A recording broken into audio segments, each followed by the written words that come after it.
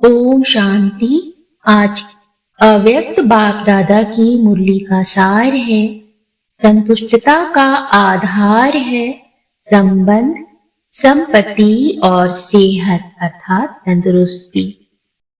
आज का वरदान है अटूट याद द्वारा सर्व समस्याओं का हल करने वाले उड़ता पंछी भव। जब यह अनुभव हो जाता है कि मेरा बाबा है, तो जो मेरा होता है वह स्वतः याद रहता है, याद किया नहीं जाता है। मेरा अर्थात अधिकार प्राप्त हो जाना, मेरा बाबा और मैं बाबा का। इसी को कहा जाता है सहज योग। ऐसे सहज योगी बन एक बाप की याद में लगन में मगन रहते हुए आगे बढ़ते चलो। यह अटूट याद ही सर्व समस्याओं का हल कर उड़ती पंछी बनाए उड़ती कला में ले जाएगी। आज का स्लोगन है मनन शक्ति के अनुभवी बनो तो ज्ञान धन बढ़ता रहेगा। मुरली विस्तार से। आज दिलाराम बाप अपने सदा संतुष्ट रहने वाली संतुष्ट आत्माओं व संतुष्ट मनियों को देख रहे हैं। ये रूहानी मनियों की चमक सारे दरबार को चमका रही है। संतोषी आत्माएं स्वयं को भी प्रिय और सर्व को भी प्रिय और बाप को तो प्रिय है ही। तो ऐसे होना क्योंकि इस श्रेष्ठ ब्राह्मण जीवन में अप्राप्ति का नाम ही नहीं है। सर्व प्राप्ति संपन्न आत्माएं हो तो जहाँ सर्व प्राप्ति है वहाँ सदा संतुष्टता स्वतः और स्वाभाविक है ही। नेचुरल स्वभाव उसका संतोष का है और संतुष्टता का स्वरूप व स्वभाव निजी संस्कार ऐसा श्रेष्ठ है जो असंतुष्ट आत्मा को भी संतुष्टता का वाइब्रेशन वायुमंडल संतोष वायुमंडल में बदल देता है। इस संगम युग में विशेष बाप दादा की देन संतुष्टता है। एक संतुष्टता की विशेषता और विशेषताओं को भी सहज अपने समीप लाती है। लेकिन सदा संतुष्ट हो। परिस्थिति कितनी भी बदले, लेकिन संतुष्टता की स्थिति को परिस्थिति बदल नहीं सकती।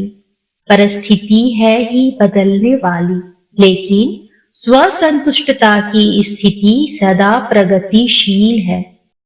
आपके आगे कैसी भी हिलाने वाली परिस्थिति ऐसे ही अनुभव होती है जैसे पपेट अर्थात कठपुतली शो देखते हो ना। होता सब कुछ है लेकिन होता पपेट है।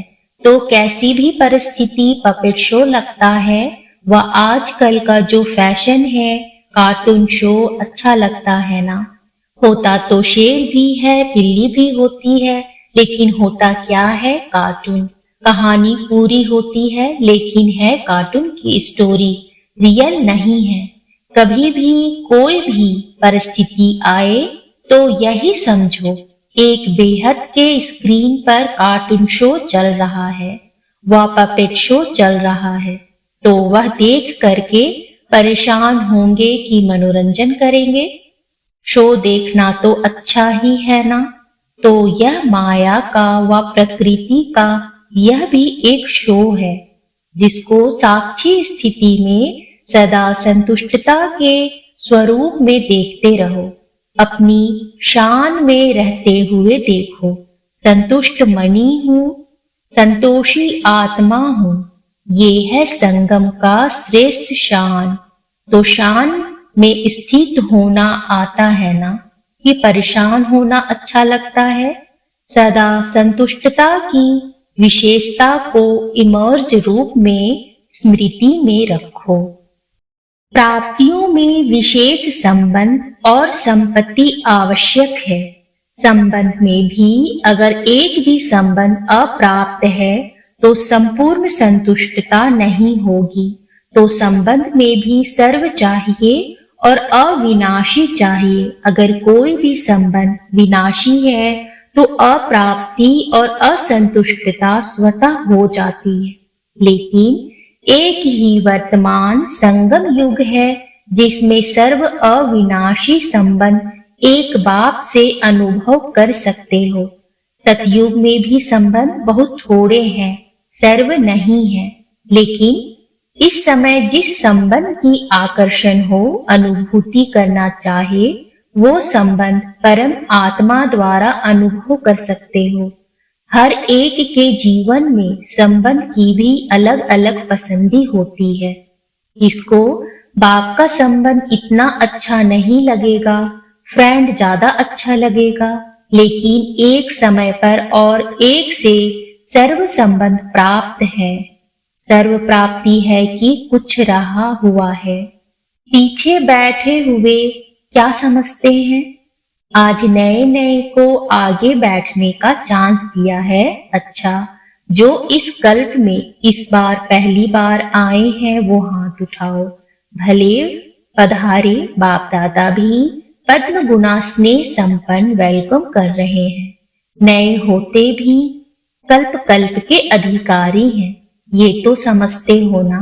बाप दादा सदा कहते हैं बड़े तो बड़े हैं लेकिन छोटे समान बाप है, इसलिए सदा अपने रूहानी बेहद के संपूर्ण अधिकारी के निश्चय और नशे में रहो। बेहद का नशा है, हद का नहीं रखना। देखो कितने श्रेष्ठ अधिकारी हो जो स्वयं बाप ऑलमाइटी ऑथोरिटी के ऊपर अधिकार रख दिया। परमात्म अधिकारी इससे बड़ा अधिकारी और है ही क्या। जब बीज को अपना बना लिया तो वृक्ष तो समाया हुआ है ही। सर्व संबंधों का भी अविनाशी अधिकार ले लिया।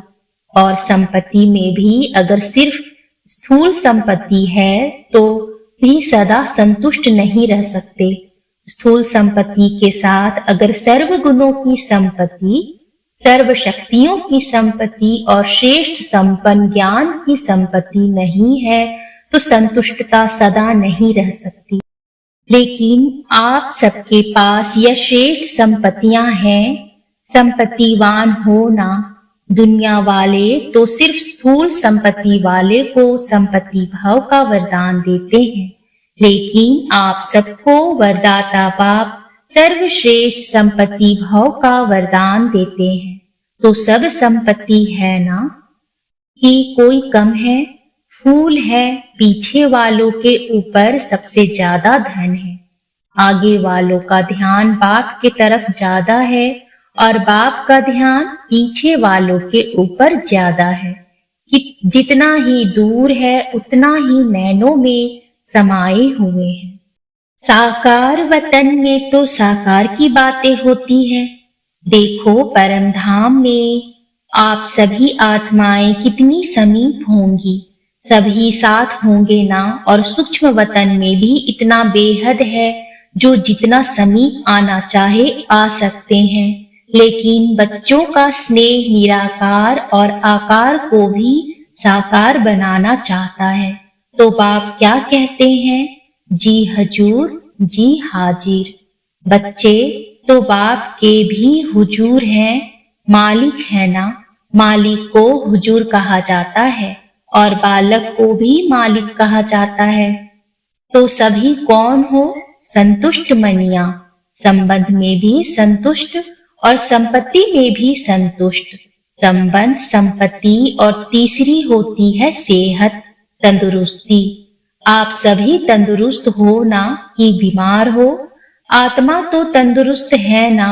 शरीर की कोई बात ही नहीं। आत्मा सदा शक्तिशाली है। संगम पर श्रेष्ठ सेहत व तंदुरुस्ती है आत्मा की तंदुरुस्ती। इस समय के आत्मा की तंदुरुस्ती जन्म जन्म के शरीर की तंदुरुस्ती भी दिलाती है, लेकिन इस समय थोड़ा सा प्रकृति अपना रूप दिखाती है। इसमें भी कोई बड़ी बात नहीं, यह भी कार्टून शो है। तो सर्व प्राप्तियां है ना। संबंध भी है, संपत्ति भव भी है, सर्व संबंध भव भी है और सदा तंदुरुस्त भाव भी है। तीनों वरदान वरदाता बाप से मिले हुए हैं, तो वरदानों को समय पर कार्य में लगाओ। सिर्फ वरदान सुनकर खुश नहीं हो जाओ कि हाँ मुझे बहुत अच्छा वरदान मिला, या सिर्फ नोट करके नहीं रखो, लेकिन समय पर वरदान को काम में लगाने से वरदान कायम रहते हैं। अगर वरदानों को समय पर काम में नहीं लगाया तो वह वरदान फल नहीं देता। वरदान तो अविनाशी बाप का है, लेकिन वरदान को फलीभूत करना है। बीज तो है, लेकिन उससे फल कितना निकालते हो वह आपके हाथ में है। कोई सिर्फ वरदान के बीज को देख करके खुश होते रहते हैं, बहुत अच्छा, लेकिन फलदायक बनाओ, बार बार स्मृति का पानी दो, वरदान के स्वरूप में स्थित होने की धूप दो, फिर देखो वरदान सदा फलीभूत होता रहेगा और वरदानों को भी साथ में लगाएगा। वरदानों के फल स्वरूप बन जाएंगे। तो आज के त्रिवरदान को फलीभूत करना और समय पर जरूर याद रखना। समय पर भूल जाते हैं, पीछे पड़ते रहते हो कि हाँ ये वरदान तो था। वरदानों को जितना समय पर कार्य में लगाएंगे उतना वरदान और श्रेष्ठ स्वरूप दिखाता रहेगा। तो सभी को वरदान मिला ना? अच्छा, चारों ओर के देश विदेश के सर्व संतोषी आत्माओं को, संतुष्ट मनियों को, सर्व प्राप्ति संपन्न आत्माओं को, जिन्होंने भी याद पत्र कार्ड आज के दिवस के भी भेजे हैं, तो आज के विशेष दिवस की भी सर्व बच्चों को याद प्यार पद्म गुना स्वीकार हो।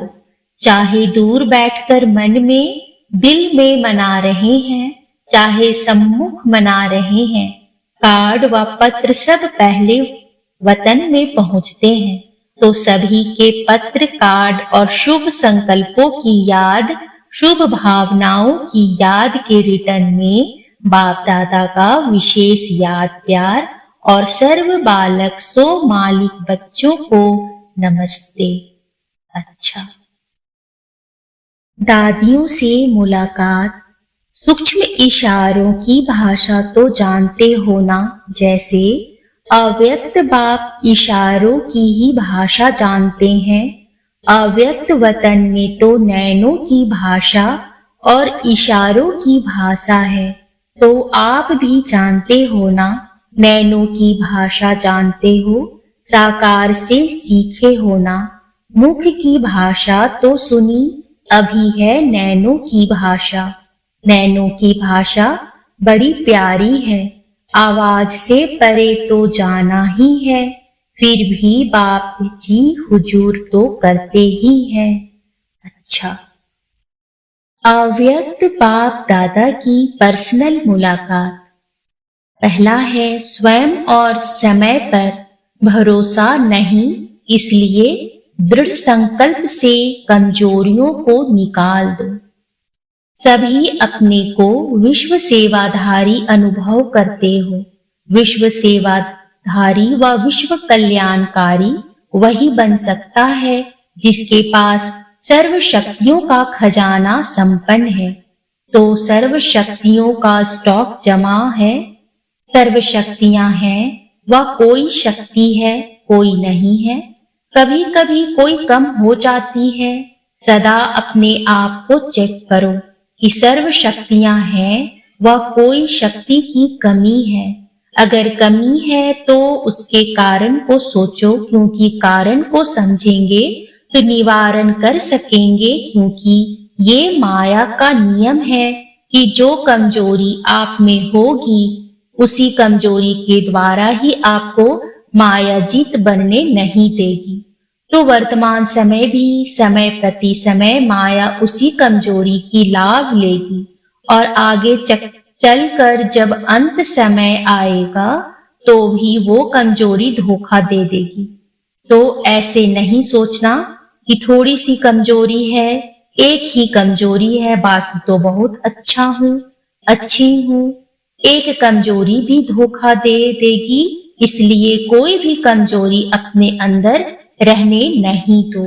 अगर स्वयं नहीं मिटा सकते हो तो कोई का सहयोग लो, जो शक्तिशाली आत्माएं हैं उनका सहयोग लो। विशेष योग का प्रयोग करो। किसी भी विधि से कमजोरी को मिटाना ही है, यह दृढ़ संकल्प करो। यह भी नहीं सोचो कि आगे चलकर हो जाएगा, नहीं, अभी से निकाल दो, क्योंकि स्वयं पर और समय पर कोई भी भरोसा नहीं है। ऐसे नहीं सोचोगी आगे चलकर ये करेंगे हो जाएगा, नहीं। आपका स्लोगन है, अब नहीं तो कब नहीं।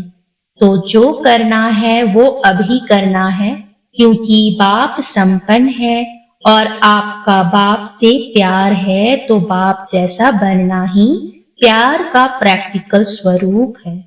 जितना बाप से बहुत बहुत प्यार है, इतना ही पुरुषार्थ से भी बहुत बहुत प्यार है। जितना बाप से प्यार के लिए फलक से कहते हो कि 100% से भी ज्यादा प्यार है, ऐसे पुरुषार्थ के लिए भी कहो। सोचेंगे, करेंगे नहीं, सब कमजोरियां खत्म। गे नहीं, शिवरात्रि मनाने आए हो तो कुछ तो बलि चढ़ेंगे ना। बाप दादा सभी बच्चों को संपन्न देखना चाहते हैं। बाप का प्यार है, इसलिए बच्चों की कमी अच्छी नहीं लगती। तो क्या याद रखेंगे कि सदा संपन्न संपूर्ण रहना ही है, कि थोड़ी थोड़ी कंप्लेन करते रहेंगे? कंप्लीट कंप्लेन खत्म, संपन्न बनना ही बनाना है। दूसरा है वेस्ट को बेस्ट बनाना, अर्थात होली हंस बनना। सभी अपने को सदा होली हंस अनुभव करते हो।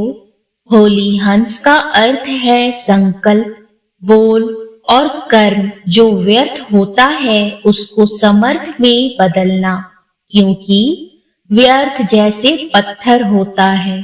पत्थर की वैल्यू नहीं, रत्न की वैल्यू होती है। तो व्यर्थ को समाप्त करना अर्थात होली हंस बनना। तो व्यर्थ आता है, होली हंस फौरन परख लेता है कि ये काम की चीज नहीं है, ये काम की है। तो आप होली हंस हो ना, तो व्यर्थ समाप्त हुआ, क्योंकि अभी नॉलेजफुल बने हो कि अगर अभी संकल्प, बोल या कर्म व्यर्थ गंवाते हैं तो सारे कल्प के लिए अपने जमा के खाते में कमी हो जाती है। जानते हो ना, नॉलेजफुल हो तो जानते हुए फिर व्यर्थ क्यों करते हो? चाहते नहीं है लेकिन हो जाता है। ऐसे कहेंगे जो समझते हैं अभी भी हो सकता है, वो हाथ उठाओ। आप हो कौन? अर्थात राजयोगी। राजयोगी का अर्थ क्या है? राजा होना। तो मन को कंट्रोल नहीं कर सकते। किंग में तो रूलिंग पावर होती है ना, तो आप में रूलिंग पावर नहीं है। अमृत वेले और फिर सारे दिन में बीच बीच में अपना ऑक्यूपेशन याद करो, मैं कौन हूँ। क्योंकि काम करते करते यह स्मृति मर्ज हो जाती है कि मैं राजयोगी हूँ, इसलिए इमर्ज करो। ये नियम बनाओ। ऐसे नहीं समझो कि हम तो हैं ही राजयोगी, लेकिन राजयोगी की सीट पर सेट होकर रहो।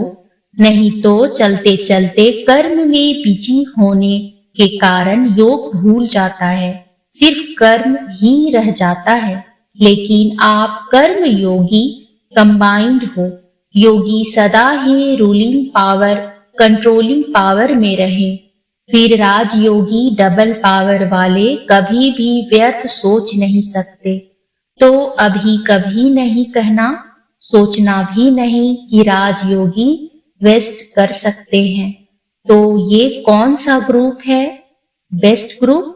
बाप दादा को भी बेस्ट ग्रुप अति प्यारा है। क्यों? 63 जन्म बहुत वेस्ट किया ना, अभी यह छोटा सा जन्म बेस्ट ही बेस्ट है। अच्छा।